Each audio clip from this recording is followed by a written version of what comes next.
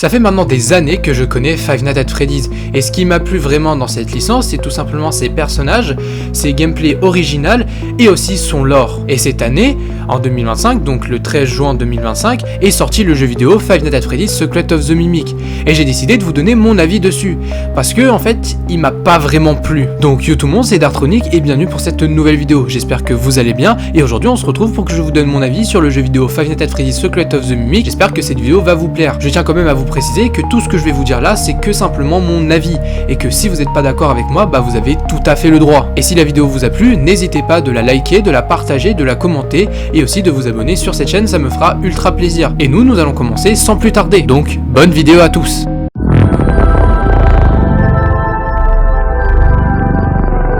Alors, avant de commencer, je tiens à vous préciser que j'ai pas eu le temps de jouer au jeu, parce que je l'ai pas acheté. Bon, déjà d'une, il coûte quand même une petite quarantaine d'euros, et je pense que vous allez peut-être me dire, mais comment ça se fait que tu peux faire une analyse sans avoir joué au jeu? Et je comprends parfaitement. Bah, tout simplement, j'ai regardé pas mal de let's play, pas mal de vidéos sur les secrets de Secret of the Mimic, pour vraiment comprendre le jeu, et pour vous donner mon avis dessus. Bon, comme je vous l'ai dit au début, j'ai pas vraiment aimé Secret of the Mimic, mais c'est pas pour autant qu'il est totalement nul à chier. Il y a quand même quelques points positifs.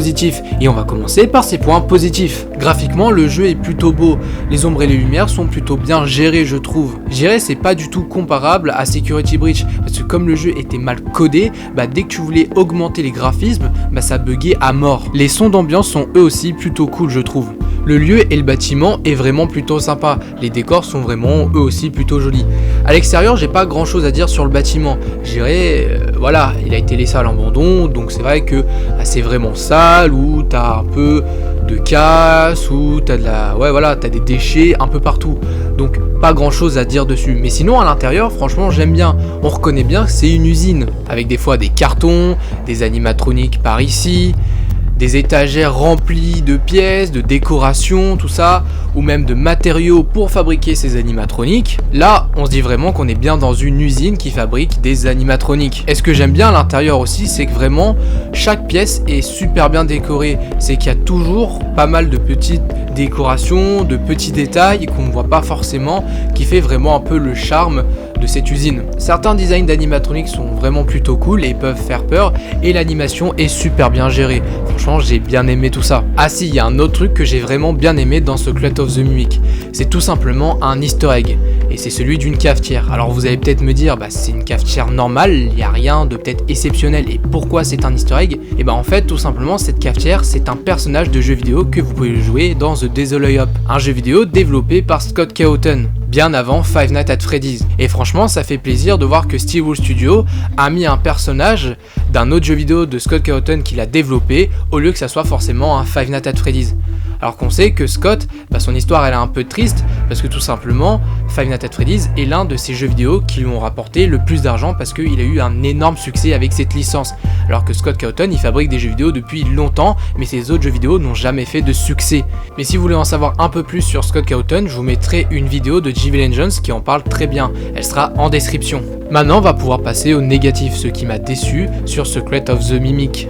Oui, c'est vrai, Secret of the Mimic ressemble quand même beaucoup à Poppy Playtime, mais pas que, il ressemble aussi à d'autres jeux vidéo de mascotte horreur, tels que Bendy the Ink Machine ou même Indigo Park. Pour moi, si le jeu vidéo Five Nights at Freddy's Secret of the Mimic ressemble à Poppy Playtime, c'est pas vraiment totalement que le gameplay, c'est surtout plutôt graphiquement, parce que je trouve qu'il se ressemble quand même énormément. Je trouve que quand même, Secret of the Mimic est un jeu vidéo où les graphismes sont quand même assez lisses, bien présenté, un peu comme un Poppy Playtime. Et je dirais ce qui fait qu'ils se ressemblent, je dirais graphiquement, c'est parce que aussi ils sont sur le même moteur de jeu, qui est à dire Unreal Engine 5, qui fait qu'on a un peu du mal à voir la différence entre les deux. Et je trouve que c'est ça aussi qui est un peu décevant, c'est parce que oui, ils se ressemblent tous les deux et t'as un peu du mal à les démarquer. C'est que là, FNAF a plus trop d'identité, comme ils se ressemblent un peu. Ce qui était bien avant, c'est comme les jeux FNAF, ils n'étaient pas faits encore sur Unreal Engine, mais si je me trompe pas sur Clean Team Fusion dans les débuts, et bah c'était un autre moteur, donc je dirais graphiquement ils étaient très différents. Pour moi, je trouve que les premiers FNAF, bah ils collaient plus à l'horreur. Ça veut dire quand tu regardais les premiers Five Nights at Freddy's, tu regardais que les bâtiments ils étaient quand même pas mal sales, crasseux, dégueulasses. bon je vais pas vous faire tous les termes, mais tu voyais déjà que les murs ils étaient grisâtres, avec de la moisissure, de l'humidité, tu voyais les bureaux qui étaient quand même assez sales avec des toiles d'araignée ou des boulettes de papier, tu voyais que les lumières ils étaient à la limite de la mort, que c'est vrai que là avec Secret of the Munich, je trouve que c'est pas trop ça, je trouve que le bâtiment est quand même assez propre dans l'en-soi. Et que les murs qu'on connaît normalement qui sont toujours très sales, là je trouve qu'ils sont quand même encore plutôt propres. Et donc c'est vrai qu'on a du mal à se dire qu'on est dans une usine, on pourrait dire même abandonnée ou même qui fait style horrifique. Par contre il y a un truc où FNAF Secret of the Mimic c'est inspiré de Poppy Playtime. Et c'est tout bête, c'est tout simplement des pancartes. Quand tu joues à Poppy Playtime et tu te balades dans l'usine, en fait tu peux découvrir dans l'usine qu'il y a des pancartes avec des personnages dessus. Et qu'il y a un bouton, et dès que tu appuies dessus, ce personnage te dit un texte et te fait quelques bruits. Et dans Secret of the Mimic, c'est pareil. Tu vois des pancartes où il y a un bouton dessus, t'appuies dessus, le personnage il parle pas vraiment, c'est soit il chante ou c'est soit il fait quelques bruits, et c'est tout. En fait, je l'avoue, c'est vrai que avoir ajouté les pancartes dans Secret of the Mimic, je trouve que ça fait pas trop l'identité de FNAF. Pour moi, les pancartes qui font du bruit, c'est vraiment pour moi l'identité de Poppy Playtime, pas vraiment de FNAF.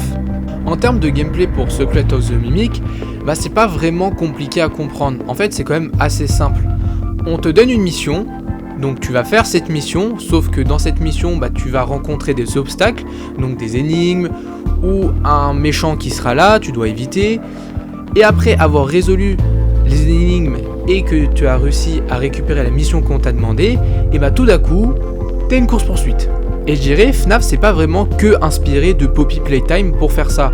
C'est même devenu maintenant un peu le basique du mascot horror, notamment chez Benzin the Ink Machine, ou même sur Indigo Park. Comme je l'ai dit, c'est vrai que c'est un peu devenu un nouveau genre de mascot horror, c'est devenu un peu du classique ce style de gameplay. Donc c'est vrai que c'est pas vraiment l'identité de FNAF.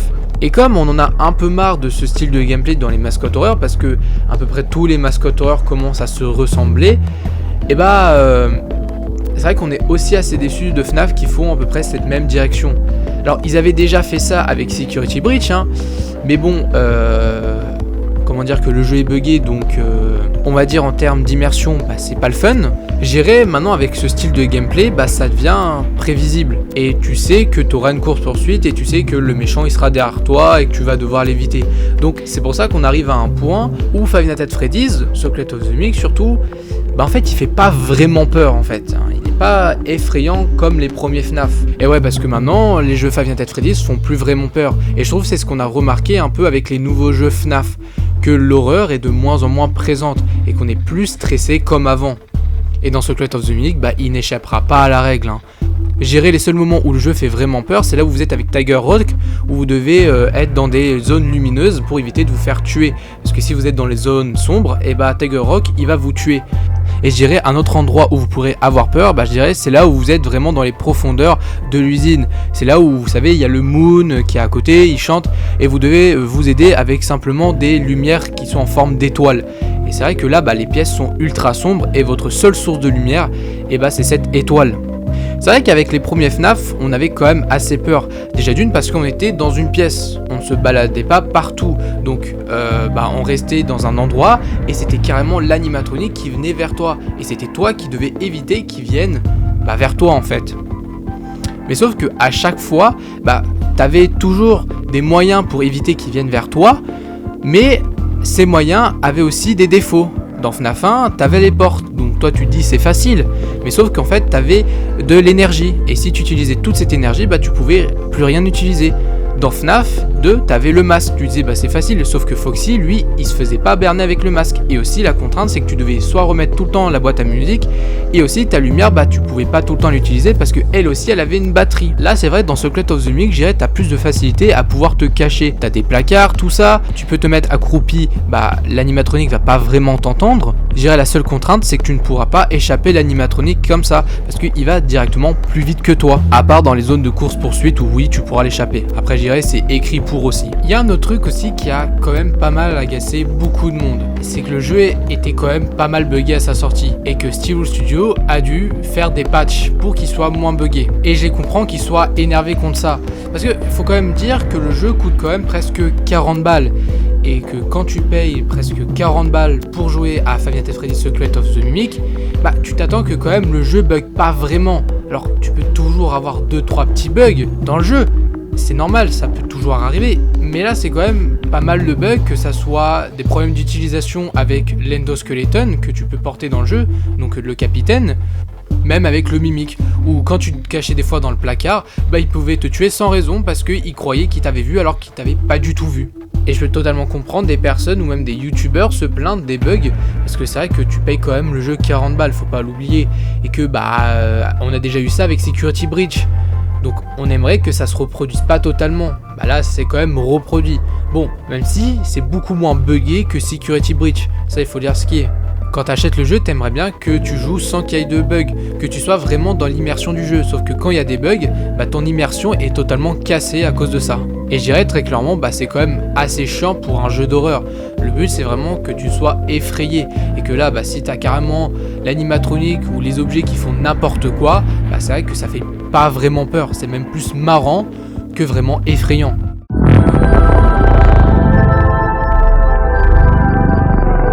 Maintenant, on va pouvoir parler de ma partie préférée, le lore. Parce que faut pas oublier que c'est ce qui a fait aussi le succès FNAF. C'est son histoire, son lore, ses détails cachés et que les joueurs essayent depuis des années à résoudre.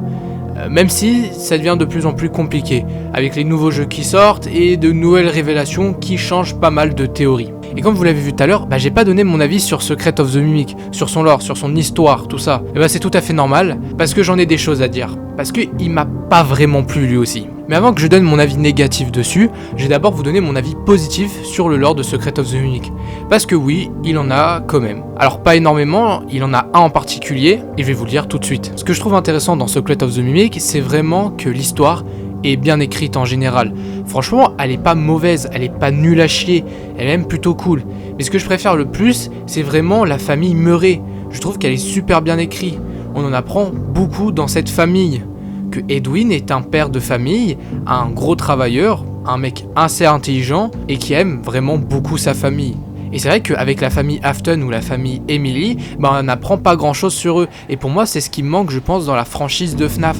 Qu'on en apprenne un peu plus sur Afton, sur sa famille, sur Henry et sur sa famille aussi. Alors que ça fait que quelques années que Edwin existe dans les univers de FNAF. Il est arrivé d'abord dans les livres. Alors que Afton, ça fait des années qu'il est là. Pas que Henry, ça va faire des années qu'il est là. Et on n'en a toujours pas assez appris sur eux. Alors que franchement, avec Edwin et sur sa famille, on en apprend beaucoup plus. Et c'est ce que j'aime vraiment dans Secret of the Mimic. Et l'histoire en général n'est pas mal construite. Elle est même plutôt bien. Le problème, c'est que j'ai du mal à le coller avec l'histoire de FNAF. Avec la timeline des jeux de FNAF. Parce que pour moi, cette histoire change énormément sur la timeline de FNAF. Et je vais vous donner mes avis négatifs dessus. Le premier point négatif, c'est Edwin Murray. Alors, Edwin Murray n'est pas un mauvais personnage dans l'en-soi, il est même plutôt cool. Le problème, c'est que j'ai trouvé que Scott l'a mis énormément en avant comme THE créateur. Vraiment celui qui a presque tout fait dans la série Five Nights at Freddy's. Parce que tu découvriras dans son usine qu'il a créé les costumes à Springlock, on découvrira des prototypes de Fredbear et de Spring Bonnie, qu'il a créé aussi les premiers modèles d'animatronique Freddy Fazbear Pizza, donc les classiques que tu vois dans FNAF 1, qu'il a créé aussi des personnages secondaires qui viennent de Five Nights at Freddy's, comme Roxanne Wolf, LP, Mr. Hippo, Monty, Candy Cadet et plein d'autres encore, qu'il a créé le Data Diver, et la cerise sur le gâteau, qu'il a dans son usine, bien évidemment, la pizzeria de Five Nights at Freddy's 1. Donc on pourrait dire les prototypes de la pizzeria de Five Nights at Freddy's 1. Et c'est ça aussi qui va beaucoup m'énerver, c'est parce que littéralement, Scott a décidé de mettre Edwin en avant comme à peu près, comme je vous l'ai dit, THE créateur, celui qui a presque créé la base, le début de tout en fait. Et je trouve ça un peu décevant parce qu'en fait je me dis, ils servent à quoi en fait maintenant William Afton et Henry Emily? Parce que dans les débuts c'était quand même eux qui étaient presque à l'avant de la scène en disant que c'était eux les créateurs de tout ça. Que c'était des génies parce qu'ils avaient créé les costumes à Springlock, les animatroniques de Freddy Fazbear Pizza. Et très clairement, je vois Edwin un peu aussi comme on dirait un mélange de Afton et de Emily. C'est pas une blague, moi je vois ça comme ça. Le côté Afton, c'est quand il a perdu sa famille, quand il a voulu construire un endoskeleton reproduisant à peu près les mêmes faits et gestes que sa femme pour s'occuper un peu de David. Et que finalement, ça a réussi. Et que quand il a perdu son fils, il veut faire pareil pour son fils, mais ça foire. Afton, c'est à peu près pareil. C'est quand il a perdu son fils, il voulait remettre à la vie. Et le côté Henry Emily pour Edwin, c'est tout simplement la création, parce qu'on nous montrait Henry Emily comme THE créateur dans Five Nights at Freddy's dans les débuts. C'est pour ça que pour pour moi, je pense que Edwin, c'est un peu le mélange de Afton et de Emily. Et c'est pour ça que je me dis aussi, est-ce qu'il sert vraiment à quelque chose dans la timeline? Parce qu'on a déjà Afton et Emily. Et pour moi, ils font très bien l'affaire. Ce qui m'a énervé d'autre, c'est pas que forcément il a été mis en avant parce qu'il avait tout créé et que à peu près tout lui appartient. Et ça, c'est un peu près chiant parce que ça rajoute beaucoup de lore dans la timeline. Et il faudra l'expliquer. Et c'est chiant à expliquer. Et déjà que le lore est assez long dans Five Nights at Freddy's, alors là, Scott, il en rajoute encore plus. C'est vraiment le côté aussi où carrément, dans son usine, il a les prototypes de la pizzeria de FNAF 1. Alors que dans FNAF 3, on nous dit carrément, normalement, c'était un architecte qui avait fait les plans des restaurants. Et là, carrément, là, dès que tu vois la pizzeria de FNAF 1 dans l'usine de Murray, pour moi, là, ça va déjà un peu trop loin. Alors oui, Scott a fait une révélation de malade en nous montrant Edwin comme si c'était le créateur de pratiquement tout, qu'il avait quand même créé pas mal d'animatroniques pour Fazbear Entertainment. Mais je dirais, si en fait j'aime pas trop, c'est parce que déjà d'une, avec William Afton et Henry Emily, c'est déjà d'une de la nostalgie. Pour moi, c'était eux les créateurs, parce qu'on nous l'avait pas mal montré quand même que c'était presque eux. Bon, il y avait déjà d'une les livres, parce que je sais qu'il y en a beaucoup qui aiment céder des livres, et pour moi en fait c'était confirmé que c'était bien eux les créateurs, surtout avec Henry Emily, avec la phrase qu'il nous dit dans FNAF 6 dès que vous faites la fin du jeu. C'est comme si littéralement, oui, c'était canon que c'était bien eux qui les avaient créés et pas Edwin. Mais aussi, voilà, je trouvais que William Afton et Henry Emily, en fait, c'était tellement mieux. Déjà d'une, ça rajoutait pas trop de complexité. On savait qui avait créé tout ça et on savait que ça restait toujours, je trouve, dans le cadre de Fazbear Entertainment. C'est vrai que là, quand même, on s'éloigne quand même assez. Là, c'est carrément une autre entreprise qui a créé ces animatroniques. C'est un autre personnage, c'est autrement et ça change pas mal de trucs. Et comme je vous l'ai dit tout à l'heure, en fait, ça rajoute du lore. Bon, même si Scott Cawthon vient de nous faire la révélation du siècle que Edwin Murray a presque tout créé pour Fazbear Entertainment, il y a quand même quelques trucs où c'est Henry et William Afton qui ont créé des technologies pour leur entreprise. Déjà d'une, les toys animatroniques avec leur reconnaissance faciale. Après, on a les Wizred pour leur design. Henry restera toujours le créateur de la marionnette et aussi des rockstars qu'on pourra voir dans FNAF FFPS. Je pense qu'il me fera toujours autant marrer, c'est quand même il y a le prototype de la pizzeria dans FNAF 1 chez Edwin. Alors que normalement c'est un architecte qui a fait ça. Et là pour moi déjà d'une, c'est un peu comme si Scott il avait changé un peu le cours de l'histoire. Après pour les Funtime animatroniques c'est quand même un mélange de MCM avec quand même pas mal de technologies qui font penser au mimiques, même je pense qu'ils sont du mimique, et aussi on va dire des designs un peu des animatroniques ou même des personnages qui viennent de Fazbear Entertainment. Donc c'est vrai qu'on pourrait dire que William il a créé les Funtime, mais surtout on va dire qu'il s'est pas trop fait chier à la création des Funtime. Dernier truc pour en terminer avec Edwin et William Afton et Henry Emily, c'est que je suis en train de me dire aussi, si Henry Emily et William Afton savent construire des animatroniques, normalement, pourquoi demander à Edwin alors qu'ils savent le faire? Pour moi je trouve que ça rajoute un personnage qui construit des animatroniques en trop et qui sert pas vraiment en grand chose. Pour moi j'aurais plus mis Edwin dans une timeline de 2020-2030, parce que pour moi je trouve qu'il aurait eu beaucoup plus d'importance dans l'histoire de FNAF, déjà d'une avec Security Breach, que vraiment dans les années 70, alors qu'on avait déjà Henry Emily et William Afton. Deuxième truc qui me saoule, c'est que maintenant il y a deux méchants dans la timeline des jeux FNAF, William Afton et le Mimic. Et oui, très clairement, ça me fait chier. Parce que pour moi, très clairement, William Afton est le méchant parfait pour la saga des jeux FNAF. Pour moi, je pense qu'il n'y avait pas besoin de rajouter le Mimic. Pour moi, William Afton faisait largement le taf. Alors oui, on a voulu un peu arrêter William Afton pour innover les nouveaux jeux FNAF pour pas que ça soit toujours répétitif. Mais après, je tiens quand même à le dire que William Afton, il a sorti cette phrase. I always come back.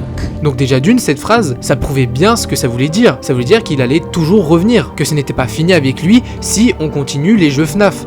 Si on ne continue pas les jeux FNAF, oui, c'est fini avec lui. Mais si on les continue, c'est pas totalement fini avec lui. Et quand je vois William Afton, si c'est un méchant parfait, c'est pas pour rien. Déjà d'une, premièrement, c'est un antagoniste de ouf. Il sait super bien manipuler les gens. Il a réussi quand même à tuer 5 enfants, peut-être même plus. Il ne s'est jamais fait attraper par la police des meurtres qu'il a causés, parce qu'il n'y avait pas de preuves. Et très clairement, en version Sprint Track, c'était un peu une nouvelle évolution de lui, encore un peu plus fort, un peu plus intelligent. Et je trouvais que dans les débuts, c'était un homme où on pourrait peut-être aussi avoir eu de l'empathie pour lui. Déjà d'une, dans les débuts, on nous montrait William Afton comme un père de famille qui aimait totalement sa famille. Bon, ça sera pas totalement retiré parce qu'il veut quand même remettre son fils à la vie. Et très clairement, si vous voulez tuer autant d'enfants, c'était déjà d'une aussi pour l'immortalité. Et donc tu comprenais déjà que ce personnage allait être pas facile à tuer comme ça, normalement. Quand je vois le Mimic, j'ai un peu du mal à me dire que c'est un antagoniste incroyable. Alors il est bien dans l'en soi, il est super bien écrit, et c'est vrai que il est pas trop mal, mais en vrai on dirait juste un peu un William Afton mais 2.0, juste un William Afton mais version endoskeleton. Parce que la plupart des meurtres qu'il cause, c'est tout simplement parce qu'en fait il a vu de la violence et il reproduit tout ce qu'il voit. Et il faut dire ce qui est, c'est quand même un peu un personnage, je trouve, cheaté, parce que il peut se cacher dans n'importe quel costume, donc il pourra pas se faire totalement attraper comme ça, parce que voilà, il peut se mettre n'importe où. Il arrive à imiter des voix sans aucun problème, donc il peut se faire passer par n'importe qui, et il peut te donner des fausses informations pour éviter que tu essayes de le retrouver, et il a de la force en plus, parce que déjà d'une, c'est un endoskeleton, et que la robotique, c'est toujours des animatroniques et des machines qui sont quand même assez puissantes. Et il peut aussi hacker des bâtiments et rentrer dans des systèmes informatiques sans aucun problème. Pour moi, j'ai du mal à voir le Mimic dans la timeline originale des jeux FNAF, parce que je trouve que William Afton fait très bien le taf, il n'y a pas besoin de rajouter un autre méchant. Par contre, le Mimic, il est intéressant et pourrait être mis dans une autre timeline des jeux. Si Scott avait fait ça, je pense depuis le début, si Scott avait décidé de créer des nouveaux jeux mais pas dans la même timeline que celle qu'on a aujourd'hui, je pense que le Mimic aurait largement fait l'affaire, et je pense que oui, ça aurait renouvelé un peu la marque Five Nights at Freddy's. Enfin plutôt la licence Five Nights at Freddy's. Le troisième point, la technologie.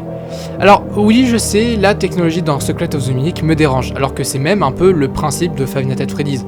Comme on l'a pu voir dans les anciens jeux, les robots sont quand même assez performants pour des années qui se déroulent entre les années 80, 90 et autres. Mais alors pourquoi ça me dérange dans Secret of the Mimic? Et pour moi, cette technologie dans Secret of the Mimic, donc qui se passe dans les années 70, est beaucoup trop récent. C'est-à-dire que la technologie est vraiment performante à ces années-là. Et pour moi, elle est vraiment beaucoup trop. Elle est beaucoup trop avancée pour les années 70. Très clairement, si c'était vers les années 80 et 90, j'aurais trop rien dit. Mais là, pour moi, les années 70, c'est beaucoup trop tôt. Et je vais vous donner un exemple simple. Premièrement, imaginez que Secret of the Mimic n'est pas encore sorti, qu'il n'est pas du tout dans la timeline, peut-être même pas du tout annoncé. Donc on l'oublie, oubliez-le, et je vais vous expliquer. On sait que quand William Afton et Henry Emily ont créé Fazbear Entertainment et qu'ils ont créé leur restaurant Fredbear Family Diner, le tout premier restaurant de Fazbear Entertainment, les animatroniques qu'ils avaient créés au début n'étaient pas très performants. Enfin, ils avaient quand même une technologie assez innovante pour le coup. Et cette technologie, c'est tout simplement les costumes à ressort. Alors qu'est-ce que c'est que des costumes à ressort? Et c'est tout simplement un endoskeleton qui peut se rétracter, laisser de la place pour qu'un humain rentre à l'intérieur. Alors pourquoi un humain devrait rentrer à l'intérieur? Et c'est simple. Quand ils ont créé l'entreprise, les animatroniques ne pouvaient pas marcher dans les débuts. Ils étaient bien automatiques, mais que sur scène.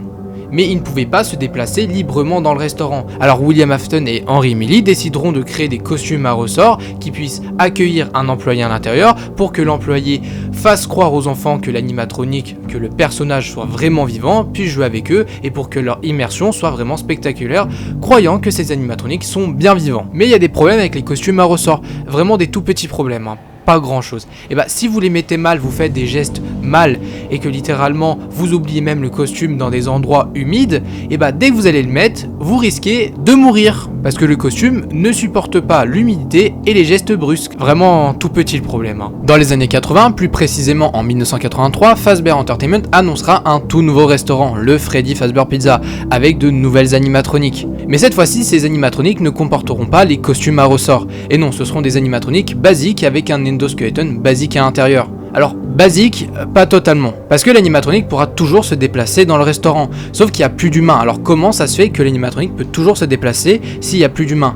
Et tout simplement parce que l'animatronique est automatique. Ce qui permet qu'il n'y a plus besoin d'avoir d'humains là-dedans et de risque de mort. Et l'animatronique pourra se déplacer librement dans le restaurant sans aucun problème et se déplacera là où il y aura aussi du bruit. Sauf que le restaurant fermera à cause d'enfants disparus et qui sont présumés morts. Donc en 1987, Fazbear Entertainment annoncera un tout nouveau Freddy Fazbear Pizza avec de toutes nouvelles animatroniques. Elles pourront se déplacer sans problème toujours dans le restaurant, mais cette fois-ci ces animatroniques ont une nouvelle technologie intéressante. Elles sont directement reliées à une base de données criminelle et elles ont carrément des reconnaissances faciales, beaucoup plus sécurisées pour les enfants, pour éviter de nouveaux drames. Mais sauf que petit problème, le restaurant fermera à cause d'une morsure d'animatronique qui a été causée envers un employé de chez Freddy Fazbear Pizza. En 1993, un tout nouveau restaurant Freddy Fazbear Pizza ouvrira ses portes et ça sera aussi le dernier de la franchise. Et ces animatroniques, c'est tout simplement les anciens modèles qu'on peut voir dans FNAF 2 qui ont été rénovés. Et il n'y a pas de nouvelles technologies qui ont été mises dessus. Ils ont même été laissés à l'origine. Il y a juste, je dirais, leur style qui a été refait. Mais le restaurant fermera quand même ses portes, déjà d'une parce que l'entreprise Fazbear Entertainment ne gagne plus assez d'argent avec ses restaurants, avec les nombreux problèmes qu'ils ont eu, et que personne veut réinvestir. Mais dans cette même période, William Afton, fondateur de Fazbear Entertainment, a créé une nouvelle entreprise, Afton Robotics, qui eux aussi feront des restaurants, le Circus Baby Pizza World. Et on peut dire que ces animatroniques sont quand même eux aussi bourrés de pas mal de technologie. Déjà d'une, ils peuvent librement eux aussi se déplacer dans le restaurant sans aucun problème. Baby, elle peut fabriquer de la glace sans problème et aussi fabriquer des ballons. Ballora, elle arrive quand même à se déplacer en ayant les paupières fermées. Freddy a une trappe ventrale qui peut stocker des choses à l'intérieur. Et Funtime Foxy, elle peut reproduire la voix de personne, sans aucun problème. Sauf que le restaurant va fermer lui aussi à cause d'une soi-disant fuite de gaz. Dans FNAF FPS, les animatroniques qu'on peut croiser, c'est déjà d'une les anciens qu'on a vus, et les nouveaux qu'on peut voir, donc les Rockstar, et même les médiocres Melodies, sont juste des animatroniques qui ont la technologie classique de Freddy Fazbear Pizza, donc à partir de 83, mais avec de nouveaux designs. Maintenant, on va pouvoir passer au dernier groupe d'animatroniques de chez Freddy, plus récent. Ce sont bien évidemment les Glamrock. Et en termes de technologie, il y en a. Je dirais la grosse technologie qui fait qu'ils sont vraiment avancés, c'est déjà d'une leur puce de personnalité. Chaque animatronique a des personnalités incroyables. Et très clairement, ils ne réagissent pas tous pareil. Et ils ont vraiment une IA tellement performante que quand Freddy et Gregory discutent ensemble, on dirait deux vraies personnes. Alors que Freddy, en fait, c'est une animatronique de base. Et c'est pas une réelle personne. Il n'y a que Gregory qui est humain. Et là, pour moi, on a fini le tour des technologies des animatroniques. Ce qu'on peut en conclure de tout ce que là je viens de raconter, c'est qu'on peut voir que chaque période, chaque date, les animatroniques évoluent à leur temps. Ça ne va pas trop vite. Contrairement pour moi à Secret of the Mimic, où je trouve que le jeu se passe dans les années 70, trop de technologies sont déjà là. On va commencer d'abord par le personnage principal, le Mimic. Ce qu'on peut voir avec le Mimic, c'est que le Mimic, il peut s'adapter à n'importe quel costume, donc il peut se rétracter, comme un costume à ressort. Il peut reproduire n'importe quelle voix, comme Funtime Foxy. Ce qu'on peut remarquer, c'est qu'il y a un Data Diver, l'ancêtre de la face clé qu'on peut retrouver dans Ruin. Je dirais c'est un peu pareil pour les ascenseurs que tu peux trouver dans le jeu. T'appuies sur un bouton et tu sais, tu montes ou tu descends. L'ascenseur le sait directement. Comme je vous l'ai dit au début, je trouve que ces technologies sont beaucoup trop avancées pour les années 70. Je trouve que Scott littéralement les a trop mis en avant ou même les a mis beaucoup trop tôt. Parce qu'il y a déjà pratiquement pas mal de trucs qu'on retrouvera plus tard dans les jeux. Ça fait du style que Edwin les a créés, que c'est inventé depuis longtemps et que Fazbear Entertainment en fait a tout volé, et je trouve ça un peu décevant. Alors il y a d'autres technologies que Fazbear Entertainment aura bien créées, on verra aussi dans les jeux, mais c'est vrai que ces technologies là que je vous ai présentées, je trouve que c'est un peu décevant quand même. Par exemple, ce que j'ai bien aimé à l'époque, c'est qu'on nous mettait que dans les années 70, la technologie ne permettait pas encore que les animatroniques puissent fonctionner tout seuls. Donc il était obligé qu'un humain soit à l'intérieur. Et là, dès les années 70, on nous montre déjà le Mimic qui peut marcher, se déplacer sans aucun problème. Pareil que pour les inventions d'Edwin avec sa cafetière, ses petits musiciens ou même son porte-manteau. Je trouve que Secret of the Mimic fait pas trop penser aux années 70. Alors un peu, mais on dirait des années 70 assez futuristes. Comme par exemple des portes en métal qui s'ouvre d'en haut, ou même que tu dois ouvrir avec le Data Diver, ou même que quand tu dois allumer un PC, t'es obligé d'avoir le Data Diver, pareil que dans la maison d'Edwin. Et je trouve que ça reflète pas trop ce que FNAF nous avait présenté un peu dans les débuts. Quand je regarde les premiers FNAF, on nous montrait des restaurants qui reflétaient bien, je trouve, les années 80, ou même 90. Ce qui était vachement mis en avant, c'était quand même leurs animatroniques. Faut dire oui, ce qui est assez quand même intelligent, qui avait quand même une sacrée technologie pour ces années-là. Mais je trouvais qu'on restait toujours un peu dans le cadre des années 80 et années 90, et que ça ne partait pas trop loin. Alors que là, c'est vrai qu'avec Secret of the Mimic, on dirait quand même des années 70 assez futuristes, qui reflètent pour moi, je trouve pas trop ce qu'on nous présentait au début de FNAF. Un autre truc qui m'énerve aussi, c'est les origines, je dirais, de Chica et de Foxy. Parce que on apprend sur eux, on apprend que Foxy, avant qu'il soit l'animatronique qu'on connaît dans Freddy Fazbear Pizza, c'était une marionnette dans un spectacle. Et pour Chica, elle avait son propre restaurant à l'époque. Mais ce qui est cool, c'est qu'on donne des origines à ces personnages. Mais je m'attendais pas à ces origines-là. J'allais m'attendre que peut-être William Afton ou Henry Emily avaient décidé ces personnages parce que tout d'un coup, il voit un renard dans la forêt, il aime bien ça, ou même il voit une poule se taper contre un caillou et il se dit tiens, ça serait pas mal de mettre ça dans un restaurant. Ouais, bon, je vous le confirme, ça serait un peu bizarre, mais ça pourrait fonctionner. Et là, c'est carrément autre chose. C'est pourquoi William Afton et Henry Emily ont pris ces personnages-là, alors qu'il y en avait plein d'autres que Edwin y avait.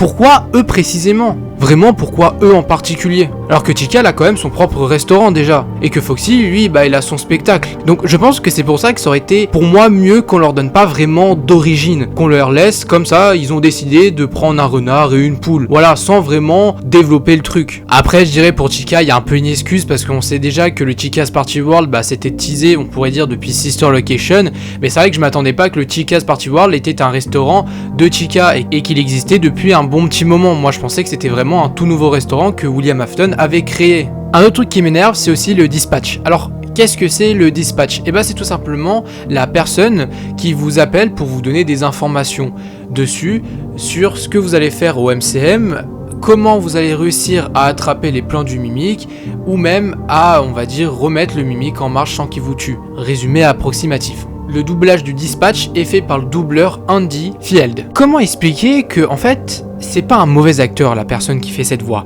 Franchement, j'adore sa voix, il fait du super travail et c'est toujours qualitatif ce qu'il nous propose. Non, il fait du super taf, j'ai rien à dire dessus. Le problème, c'est comme vous savez, il remplaçait le Fun Guy parce que le Fun Guy était mort à partir de FNAF 1. Donc c'était un peu son remplaçant. Mais comme là, c'est un jeu qui se passe dans la fin des années 70 et début années 80, très clairement, pour moi, ça aurait pas dû être du tout ce personnage qui aurait dû faire la voix. Pour moi, je pense que ça aurait dû être Scott, qui aurait dû reprendre sa voix du Fun Guy. Déjà d'une, ça collerait mieux à l'histoire, comme le Fun Guy n'est pas encore mort. Et de deux, ça serait carrément stylé de réentendre le Fun Guy nous donner des informations sur le mimique. Parce que je tiens quand même à vous préciser que normalement, c'est un jeu qui raconte le passé de Fazbear Entertainment. Normalement. Donc, pour moi, je verrais plus le Fun Guy. Alors, j'en vois beaucoup qui vont peut-être me parler de l'histoire du livre parce qu'on apprend le nom du Fun Guy, et aussi que littéralement, on apprend qu'il a commencé vraiment à travailler chez Fazbear Entertainment dans les années 80. Mais très clairement, je pense que ça aurait été cool que Scott ne le canonise pas vraiment, qu'il raconte une autre histoire que celle des livres qu'il nous propose. Et je dirais, c'est devenu un peu chiant aussi,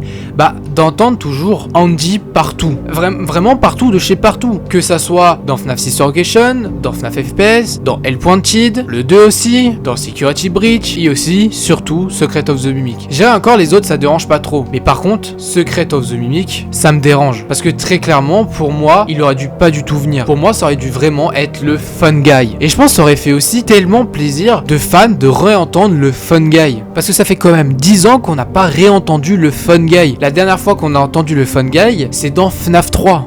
Et voilà, la vidéo touche à sa fin, j'espère qu'elle vous aura plu, Comme je vous l'ai dit en début de vidéo, tout ce que je viens de vous raconter là, c'est tout simplement que mon avis, que si vous n'êtes pas d'accord avec moi, vous avez tout à fait le droit. Et n'hésitez pas à le dire en commentaire, vous, votre avis sur le jeu. Alors, c'est vrai qu'on pourrait se poser la question de pourquoi j'ai fait une vidéo où je raconte 4 théories, enfin plutôt 5, sur Secret of the Mimic. C'est ma dernière vidéo que j'ai fait dessus. Même si le jeu, je l'aime pas vraiment, je l'ai pas trop apprécié, il a quand même de bons sujets. Il a quand même quelques théories sympas à faire. Donc j'ai voulu les faire. Mais aussi parce que j'ai voulu commencer à faire quelques théories sur FNAF. Le problème, c'est qu'au début, j'avais prévu de faire tout à zéro, recommencer tout depuis le début, donc à partir de FNAF 1. Sauf que quand Secret of the Mimic est apparu sur FNAF, en fait, ça a changé pas mal de théories et pas mal de trucs sur FNAF. Donc au lieu que je sorte une vidéo où littéralement tout ce que j'aurais dit, les théories ne fonctionneraient pas, ça sert un peu à rien que je la sorte ou même que je la fasse. Et après, il faudra tout recommencer à zéro. Donc j'avais plutôt envie de faire des théories plus récentes sur le jeu. Et n'hésitez pas à aller la voir pour donner aussi votre avis dessus. Je pense que j'achèterai quand même le jeu. Parce que je me dis, même si littéralement je l'ai pas vraiment apprécié, il a quand même des trucs positifs. Et j'ai quand même envie de jouer au jeu et de le tester pour voir. Si vous avez envie de l'acheter et de faire votre propre avis dessus, n'hésitez pas, achetez-le. Ou si vous avez vu assez de vidéos dessus et pour vous, il vous donne pas envie de l'acheter, ne l'achetez pas. Mais j'ai pas du tout envie de vous dire, au moment que je vous donne mon avis dessus, de ne pas l'acheter. Mais sinon, j'espère que cette vidéo vous a plu. N'hésitez pas de la liker, de la commenter, de la partager ou même de vous abonner sur cette chaîne si vous aimez Five Nights at Freddy's et le contenu que je fais dessus. Sur ce, je vous laisse et je vous souhaite à tous une très bonne journée au moment que vous allez voir cette vidéo. Et nous, on se retrouve pour de nouvelles vidéos sur Five Nights at Freddy's. Salut à tous, c'était Darktronic.